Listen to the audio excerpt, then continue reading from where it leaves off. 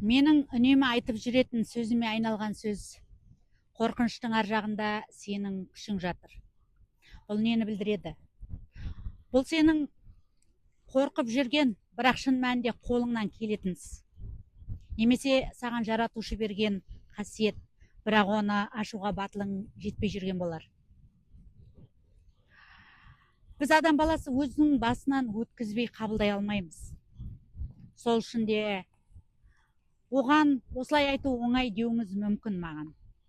Бірақ менің де бір кездері қорыққанымды сіз көрген жоқсыз. Мен де қорықтым. Мен де қателесуім мүмкін бе? Күлкіге қалуым мүмкін бе деген уайымда, үрейде болдым. Бірақ кейін түсіндім.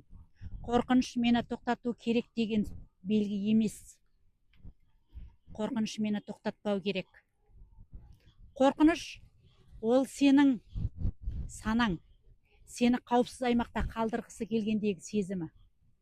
Алайда сол қауіпсіздікпенен бірге ескі өміріңде, ескі сенде, ескі дағдыларыңда сенің өміріңде қалып жалғаса береді емес пе?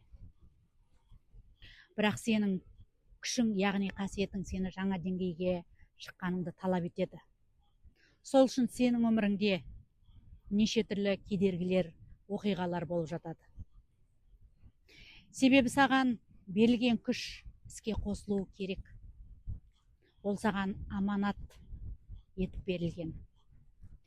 Егер дәл қазір бір нәрсе сізді тоқтатып тұрса, немесе бір нәрсені бастауға қорқып жүрсеңіз, өзіңізден сұраңыз: мені не тоқтатып тұр? Шындық па, әлде қорқыныш па? Жолда қорықпайтын адам емес, қорықса да қадам жасаған адам еңсереді. Ең бастысы, ішіңіздегі күш сенімен бірге екеніне кәміл сеніңіз.